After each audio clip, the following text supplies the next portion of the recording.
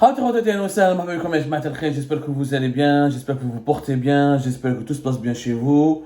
Nous sommes le 17 juillet 2023. Nous avions commencé cette journée par une révélation importante qui vous explique, qui vous permet de comprendre un petit peu pourquoi la demande d'adhésion de l'Algérie au groupe des BRICS n'a pas été encore officiellement rejetée, mais elle est bloquée, elle risque fortement d'être rejetée à cause de l'opposition de l'Inde. On a expliqué dans la première émission de cette journée pourquoi l'Inde elle est hostile à l'adhésion de l'Algérie en raison de mauvaises relations politiques depuis 2015 et 2014 et 2016 avec les mésaventures et les sabotages dont avait été victime le grand investisseur indien, le grand groupe ArcelorMittal spécialisé dans la production sidérurgique, deuxième ou premier leader mondial de la sidérurgie dans le monde. On a expliqué un petit peu les problématiques de l'adhésion de l'Algérie. Maintenant, au-delà, imaginons, parce qu'on a un peu de temps, on est au mois d'août, Balak Abdelmajid Tebboune a parlé à la Russie, il a parlé avec il arrive à Pékin aujourd'hui, Balak va demander aux Chinois de faire pression sur les Indiens, de négocier avec eux pour trouver un compromis, permettre à l'Algérie d'adhérer. Peut-être, c'est pas encore le blocage, la décision n'est pas encore officielle et rien n'est encore définitif, rien n'est encore joué. Il y a 13 pays qui ont demandé à entrer au BRICS. 13 pays. Même l'Argentine, l'Arabie Saoudite, l'Iran, l'Égypte, le Pakistan, mais aussi même le Bahreïn, même des pays en Afrique comme le Sénégal ou l'Éthiopie. Il y a plusieurs pays qui ont demandé à entrer au BRICS. Certains ont déposé officiellement une demande comme l'Algérie, elle l'a déposée en novembre 2022, après avoir exprimé ce vœu en juillet 2022. D'autres sont des discussions informelles, comme c'est le cas de Kazakhstan ou d'autres pays à travers le monde. Maintenant, la question qu'on doit se poser, est-ce que l'Algérie elle a sa place dans les BRICS? Est-ce qu'on en a rebhin? Est-ce que l'Algérie est gagnante à entrer dans les BRICS? Une chose qu'il faut comprendre, les BRICS sont un concept méconnu dans notre pays. Malheureusement, dans les pays du sud de la planète, c'est un concept qui est fantasmé. Et les gens croient que les BRICS là, sont en train de dominer le monde ou là, vont dominer le monde. Ce n'est pas encore le cas. Et les gens n'ont pas encore compris que les BRICS, ce sont des forces économiques importantes, c'est vrai, des puissances économiques, mais ils ne sont pas encore aussi puissants. Et leur groupe n'est pas encore une organisation. Les BRICS, c'est une conférence diplomatique. C'est pas une organisation. Ma'adash, ils n'ont pas encore des statuts, des groupes, un secrétaire général, des institutions. C'est une conférence diplomatique, une plateforme d'échange et de coopération entre le Brésil, la Russie, l'Inde, la Chine et l'Afrique du Sud. Création en 2009. 2011, l'Afrique du Sud les rejoint. Aujourd'hui, sur le plan économique, c'est vrai que les BRICS, ça représente 42% de la population mondiale. Parce qu'il y a la Chine et l'Inde, deux grands pays les plus peuplés au monde. L'Inde a dépassé la Chine, plus de 1,3, presque 1,4 milliard d'habitants. C'est 25% du PIB mondial, et de toute la richesse qui est produite dans le monde, c'est 25%. Et ces pays ont décidé quand ils ont décidé de s'unir, au départ, c'était pour des raisons politiques. Parce que les pays ados ont estimé qu'ils portent la croissance économique mondiale. Ce sont les pays où le taux de croissance sont les plus élevés à l'époque, en 2009, 2011 jusqu'à 2013. Et ils ont dit que c'est pas normal quand nous avons que 15% de droits de vote dans la Banque mondiale et dans le FMI. Et ce n'est pas normal que beaucoup de pays, comme le Brésil, comme l'Afrique du Sud, ou comme l'Inde, ne sont pas membres permanents du Conseil de sécurité de l'ONU. Ils ont voulu donc créer un groupe pour peser sur la réforme du système politique et financier mondial. C'était ça l'objectif. Le problème, c'est que les BRICS ont décidé, il y a eu des problèmes en BAC, c'est qu'il y a certains pays des BRICS qui ne sont pas une puissance économique importante, parce que les deux grandes puissances des BRICS, c'est la Chine et l'Inde. Et c'est la Chine la locomotive. Les autres pays, économiquement, ont souffert. Le Brésil, de 2014 jusqu'à 2020, sa croissance économique a baissé. Il n'y a qu'aujourd'hui, avec 2021-2022, il remonte. L'Afrique du Sud, c'est une puissance économique très moyenne. Et la Russie, c'est une puissance économique qui n'est pas industrielle. Elle est riche essentiellement parce que son sol regorge de pétrole et de gaz et de plusieurs métaux précieux et de plusieurs minerais, etc. Mais sur le plan industriel, la Chine ne vaut pas la Chine. La Russie ne vaut pas la Chine. Elle ne peut même pas valoir encore l'Inde. Les deux grandes puissances sont l'Inde et la Chine. Les BRICS, c'est encore un groupe hétérogène. Où les collègues vont dominer l'Occident, ils sont en train de le remplacer, ce n'est pas le cas encore, c'est faux. Beaucoup de projets qui ont été lancés par les BRICS n'ont pas avancé concrètement. Ratez comme un exemple, les BRICS par exemple, ils ont créé depuis 2014 une banque qui est censée concurrencer la Banque mondiale, la fameuse New Development Bank, la NDP, dont le siège se retrouve à Shanghai. Elle a été cofondée en 2014, où elle a fait l'objet de plusieurs négociations, notamment entre l'Inde et la Chine. Parce que les Indiens, on accepte qu'elle soit basée en Chine à condition qu'on soit bien représenté. Mais la NDB, depuis 2014, elle n'a pratiquement rien fait de concret. Elle n'a rien fait de concret, il n'y a pas eu de projet, elle n'a pas donné beaucoup de prêts. C'était un projet qui est ambitieux. Mais pour le moment, il n'a jamais pu concurrencer la Banque mondiale, l'affaire de l'homme. Il y a des négociations en ce moment avec l'Argentine. L'Argentine essaie d'avoir des prêts auprès de la NDP, mais rien n'a été encore décidé. Elle n'est pas réellement opérationnelle. Alors que cette banque devait d'abord avoir un capital de 100 milliards de dollars, on va dire qu'à mobiliser des fonds, on a parlé de 350 milliards de dollars, mais les prêts elle devait commencer à donner des prêts à partir de 2016, mais opérationnellement parlant, elle n'est pas très présente. C'est plus d'une promesse qu'autre chose. Zed, au sein des BRICS, ce n'est pas un groupe politique qui est uni. Comme dans la première émission, il y a un gros problème entre la Chine et l'Inde. La Chine et l'Inde sont des rivaux, sont même des ennemis parce qu'ils ont un conflit politique autour d'un territoire au nord de l'Inde, qui est dans les Himalayas, et que la Chine a récupéré une grande partie de ce territoire militairement en 1962. Il y a eu des affrontements militaires importants jusqu'à 2020 et 2021, où il y a eu des dizaines de morts. Et le problème entre la Chine et l'Inde, militairement parlant, n'a pas été encore réglé. Il y a de fortes tensions entre les deux pays. Et les deux pays sont opposés, comme l'Algérie avec le Maroc, pratiquement une course à des échelles beaucoup plus immenses et beaucoup plus graves. L'Inde et la Chine sont opposés dans une course à l'armement. Et les armées des deux pays se préparent toujours et régulièrement à des scénarios de confrontation. En plus, il n'y a pas la même vision.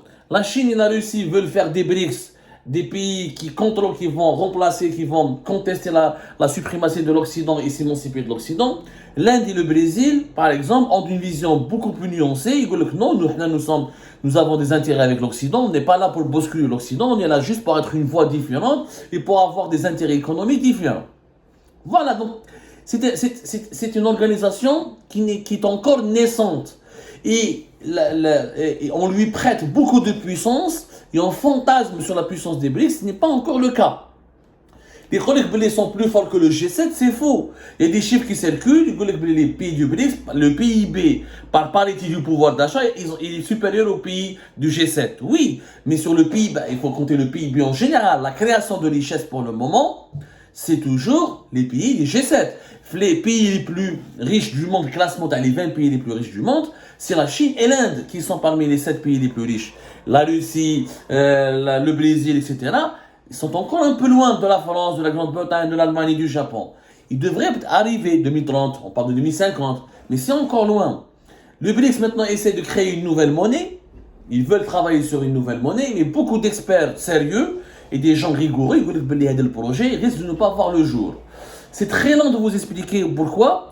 En grosso modo, nous faisons oublier les pays des BRICS. Contrairement à ce que avancent certains idéologues, ils ont besoin de l'Occident. Ils ne peuvent pas encore remplacer l'Occident. Pourquoi? Parce que la croissance économique des pays des BRICS, elle dépend entièrement des pays occidentaux. Les pays des BRICS, comment ils ont évolué économiquement? La Chine et l'Inde notamment. Et le Brésil aussi, grâce à leurs exportations aux pays occidentaux. Notez comme un chiffre, les relations, les échanges économiques entre la Chine et les États-Unis, c'est plus de 500 milliards de dollars. Plus de 500 milliards de dollars. En 2022, on a battu le record de 690 milliards de dollars. La Chine exporte vers les États-Unis plus de 500 milliards de dollars. Et les États-Unis exportent vers la Chine plus de 153 milliards de dollars. Les deux pays sont extrêmement liés. Donc le BRICS n'a pas besoin de l'Occident, c'est complètement faux.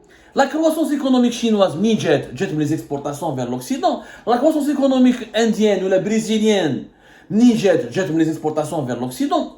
Les BRICS sont dépendants de l'Occident. Lequel demain, les Occidentaux limitent leurs importations de la Chine et de l'Inde et du Brésil, la croissance économique de ces pays-là va être impactée. La Chine, l'Inde, comme le Brésil, comme l'Afrique du Sud et la Russie, Quelle est leur différence avec les pays occidentaux? C'est que les pays occidentaux ont une demande interne. La consommation aux États-Unis, elle est énorme. On parle de 47 000 à 40 000 dollars par habitant. Les États-Unis, elle importe 1000 milliards de dollars par an. C'est la demande. Or, la demande interne des pays des BRICS, elle est faible. Lequel médialoge les exportations vers les pays occidentaux, leur croissance économique et leur économie sera menacée. Je te fais un moment, les pays occidentaux, ils importent beaucoup de la Chine et de l'Inde et du Brésil et auparavant de la Russie. Pourquoi? Parce qu'ils ont une consommation interne très forte. La consommation interne des pays des BRICS, elle est encore faible. Donc les gars, la monnaie des BRICS va remplacer le dollar rapidement. C'est totalement faux. Puisque la Chine a plus de rapports économiques avec les États-Unis, avec l'Occident, qu'avec les autres pays du reste du monde. Donc elle est obligée d'acheter et de vendre en dollars. Il y a beaucoup de fantasmes. Oui, pour l'avenir, à partir de 2040, notamment jusqu'à 2050, il est possible que les pays des BRICS dominent les pays occidentaux. Mais ce n'est pas encore l'heure, et ce n'est pas garanti, parce que les pays des BRICS, ils ont une consommation interne qui est faible. Déjà, ils achètent beaucoup la dette américaine, parce que comme c'est des pays qui exportent beaucoup, et qui exportent plus qu'ils importent, ils ont un excédent commercial. Avec l'excédent commercial, ça leur fait des réserves de change. Les réserves de change, ils doivent les investir. Ils investissent chez eux, mais il leur reste beaucoup de liquidités. Ils achètent des bons de trésor américains, des dettes américaines. La Chine est la première détentrice de la dette américaine. Donc, ils sont eux aussi ultra dépendants du dollar et aussi ultra dépendants de l'Occident.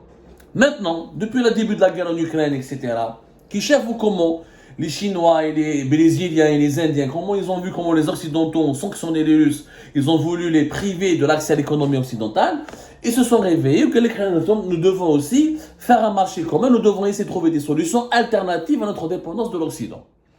Ça, je fais un mot, le fonctionnement des BRICS. En quoi il est compliqué? C'est une puissance, mais ce n'est pas encore la première puissance mondiale et ce n'est pas encore le remplaçant de l'Occident.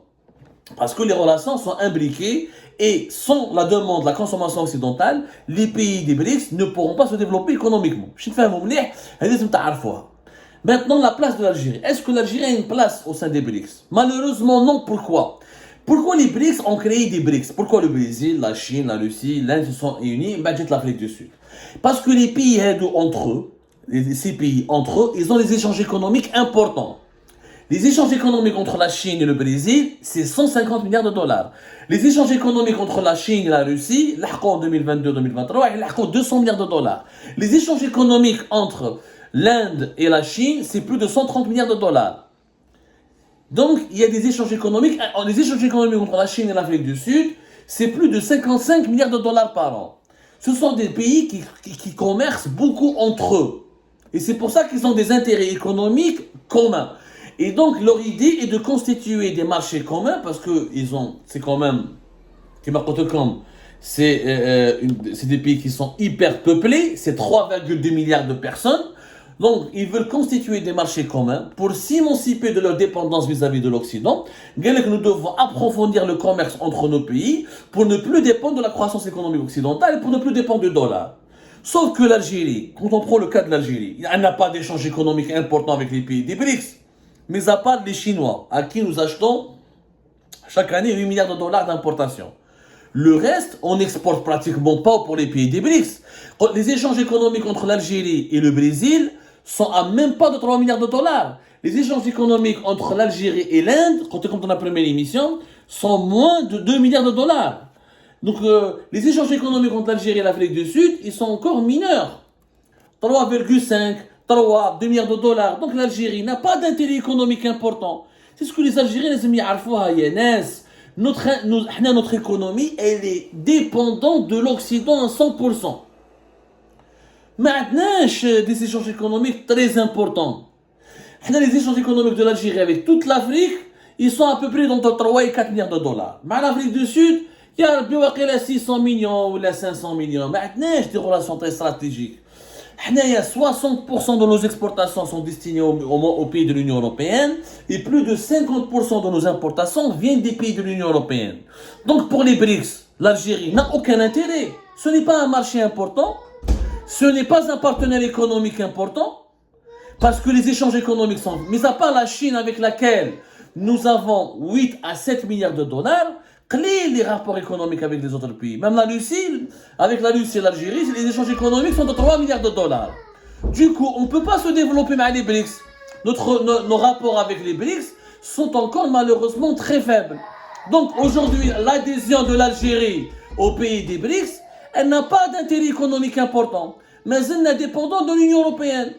Donc il connaît que les BRICS, l'Algérie contre les BRICS, elle est gagnante en quoi? Elle n'est pas gagnante. C'est juste un slogan politique. Comme Tebboune affirme depuis 2019-2020 que l'Algérie est une puissance émergente, où nous avons beaucoup, nous sommes influents. Le symbole, c'est quoi?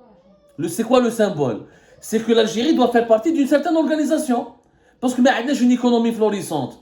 Nous avons des exportations florissantes. On exporte que le pétrole et le gaz. Nous avons une industrie. Nous avons une monnaie convertible qui est recherchée dans le monde. Nous avons des banques internationales installées en Algérie. Nous avons des investissements importants à l'étranger. Mis à part une armée puissante en Afrique, et la deuxième après l'Égypte, et on achète beaucoup d'armes à la Russie, et que nous avons un peu de gaz que nous vendons essentiellement à l'Europe, les signes de puissance de l'Algérie sont inexistants.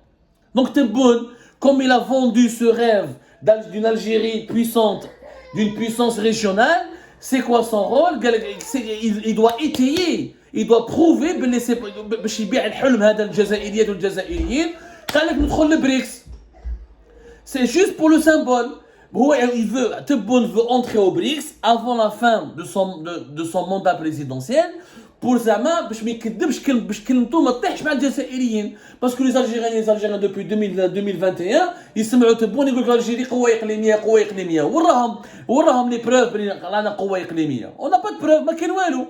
L'agriculture est faible, l'industrie est inexistante, on est dépendant des importations. Donc on doit pour Tebboune l'intégration. Il veut absolument intégrer les pays du BRICS pour démontrer que c'est un pays qui est puissant, qui a une croissance économique, qu'il est à côté. On va s'afficher. Tebboune veut démontrer que l'Algérie est puissante juste en prenant des photos aux côtés des pays, des puissances, ou des dirigeants des pays du BRICS. Et c'est pour ça que Tebboune veut à tout prix, après ce voyage de Pékin, être présent au sommet de l'Afrique du Sud, de Johannesburg, entre le 22, le 24 ou le 25 août 2023, c'est le sommet des pays BRICS, et durant lequel les pays membres des BRICS doivent donner ou valider la liste des candidats, la liste des pays définitivement acceptés comme nouveaux membres des BRICS. En fait, Tebboune veut juste le buzz, veut juste s'afficher avec les décideurs de ces pays, de ce monde émergent. Mais l'Algérie n'est pas encore un pays émergent. Et économiquement, on n'est pas gagnant.